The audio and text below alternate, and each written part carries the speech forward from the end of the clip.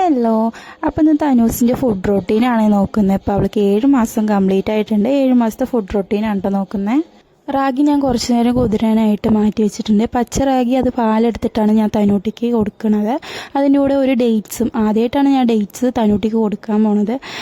ഇളം ചൂടുവെള്ളത്തിൽ ഡേറ്റ്സ് കുറച്ച് നേരം ഞാൻ കുതിരാനായിട്ട് ഇട്ടിട്ടുണ്ട്. അതിനുശേഷം രണ്ടും കൂടെ ഞാൻ അരച്ചെടുക്കുകയാണ്. പിന്നെ അത് നല്ലപോലെ അരിച്ചിട്ട് അത് കുറുക്കിയെടുക്കുകയാണ് ചെയ്യണത്. പിന്നെ ഒരു ടൈമിൽ, ഒരു 2 മണി ടൈമിലാണ് ഞാൻ അടുത്ത് എന്തെങ്കിലും കൊടുക്കാറ്.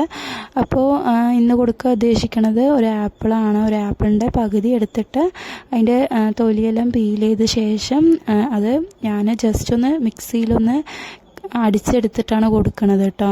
ഇപ്പോൾ അവൾക്ക് ഒരു 7 മാസം ആയതുകൊണ്ട് ഞാൻ ജസ്റ്റ് ഒന്ന് ഒരുപാട് പ്യൂരി ആക്കണില്ല, ജസ്റ്റ് ഒന്ന് അടിച്ചിട്ട് അതാണിപ്പോൾ കൊടുക്കുന്നത്.